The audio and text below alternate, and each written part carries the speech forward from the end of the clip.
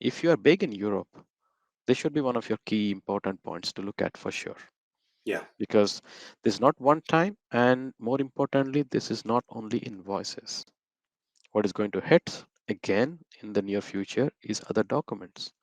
Because invoice is the easy part, and that's where you start. But what about your whole supply chain? Because you also claim tax refunds and based on your intrastat movements and also those data you are reporting through manual means. And each and every document in the supply chain flow is a candidate in the EU legislation to come into this.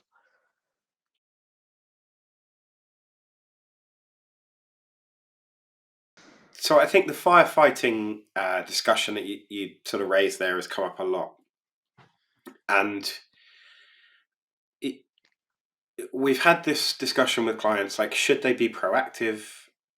Should they get ahead? Is firefighting just okay? Um, do you have a view on that? What would you, if you were talking to a sort of greenfield client now who had no issues, it's all fine. We just want to make a change to how we do things. How would you recommend they do it? I mean, I will here take a very pragmatic approach, right? I mean, I work with real customers with solving their real world business problems every day. So, in a very ideal world, yes, and if we had all the time and money, we could take a step back, build everything from scratch, put in the right structures that can make it scalable.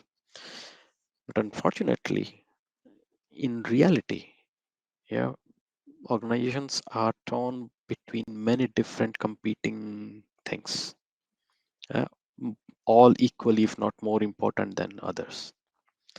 So, in that big scheme of things, a mandatory requirement of electronic invoices, where does it fit in the prioritization list?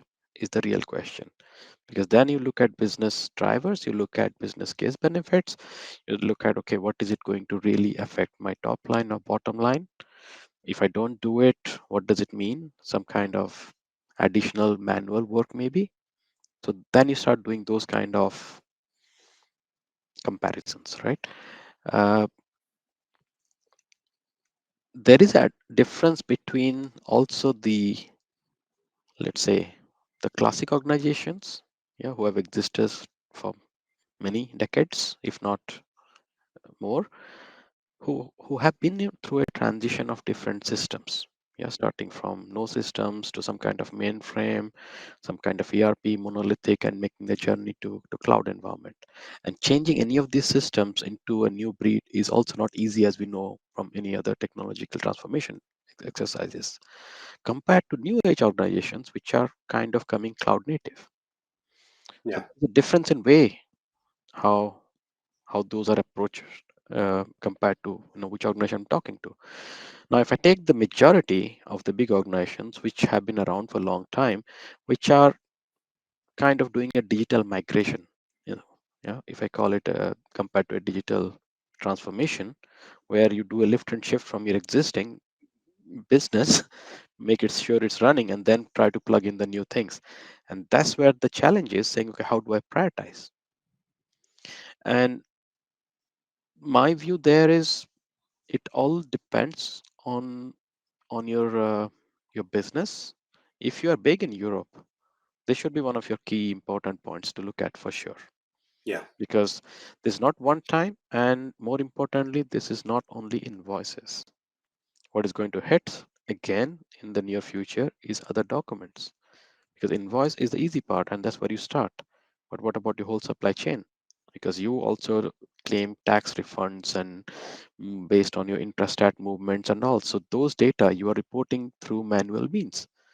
And each and every document in the supply chain flow is a candidate in the EU legislation to come into this.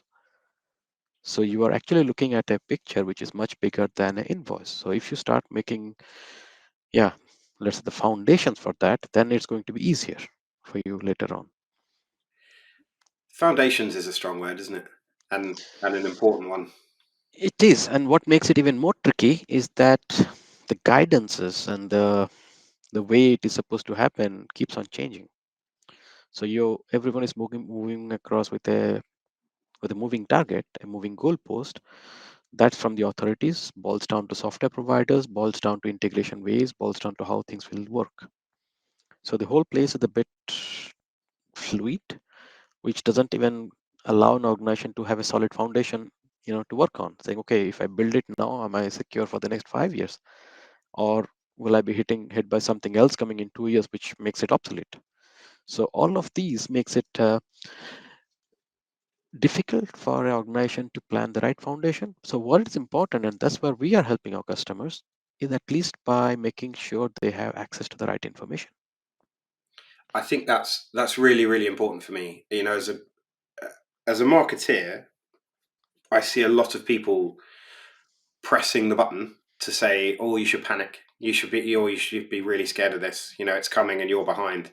And I really don't like that as a sort of method of having the conversation, because it's not very nice, right? It's just not very pleasant. But I do think your point around getting the foundations right is exactly where I think the conversation should be, because there are lessons to be learned, I guess, from what's happened in Brazil and Italy. Like you said, it's come from there previously in terms of the electronic side, and then into the transaction control side. There's still so much discovery to do. So how can we be panicking when we don't know what everything looks like? Yeah, I mean, the first step is to gather the information, and the role we are playing in our customer base is being the spider in the web, right? So we are trying to make sense of this chaos, if I may call it, of all the things happening, trying to make sense out of it and put it in a presentable, digestible way to the customers and relevant for them, right? If you are not, doing your business in Middle East, for example, and Saudi Arabia is coming up with some rules, it's not relevant for you to panic. Yeah, Compared to someone who has a core business in, let's say, Poland, and there things are happening. Yeah, and then Poland has also changed their implementation date timelines. But what does it mean for them? What do they have to be ready with? And if they are going to be ready with that, is it also going to impact Romania, which is going on a similar timeline, or Israel, which is going to follow soon? So that's the information we are trying to first come up with through our partner networks that are looking at the market and so on, and then have a discussion with the customer saying which of these, so look, this is what is coming in, and we believe then we should get you ready on this, and make a pragmatic approach with them, saying, essentially we have to do a cost benefit analysis, right? Saying, okay, if there is, you don't have really much business there, or you don't have incoming invoices, more outgoing, or vice versa. Let's say there's a market where you're not selling, and the compliance part is more comes into picture when you are responsible for the invoices that you are creating. That's when you are sending out sales invoices, compared to receiving a vendor invoice where the compliance is actually taken care of by someone else, or should have been taken care of by someone else. That's a vendor. And for example, if a customer is not selling much in a market, then the compliance risk is low for them. It's only about how can I process the electronic invoice that I receive. yeah, Yeah, compared to a customer who has a lot of selling but maybe few incoming invoices.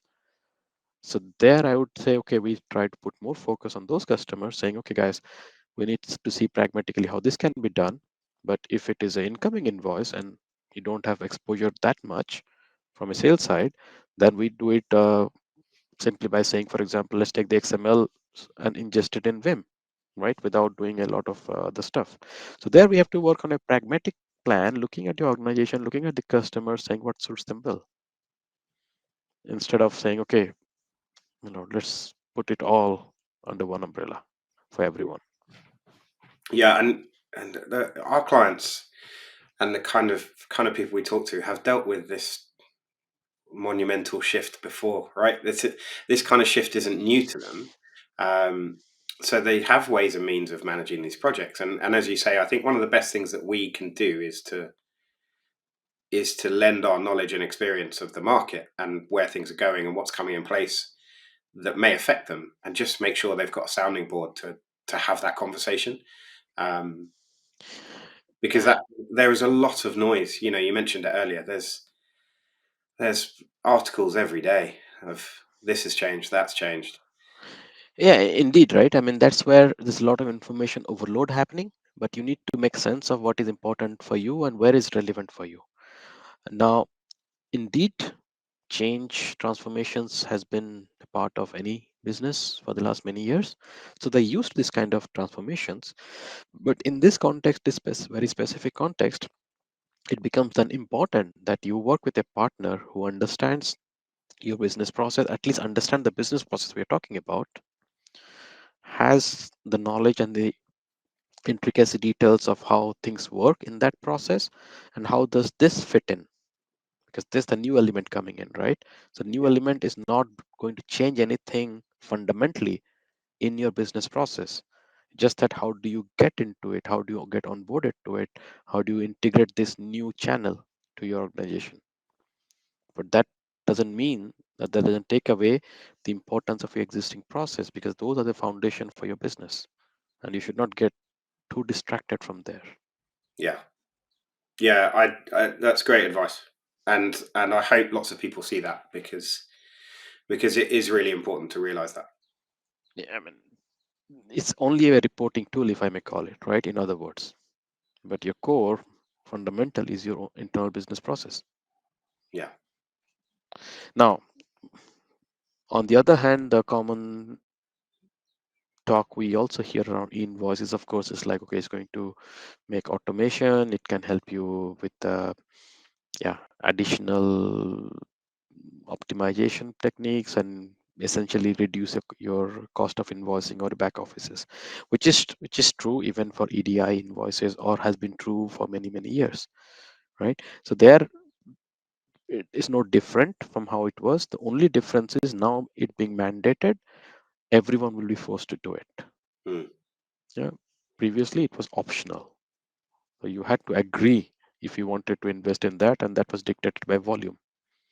If you're low volume, then you would not invest in such kind of automated EDI, which means the small and medium scale were not uh, going on electronic invoice path highways.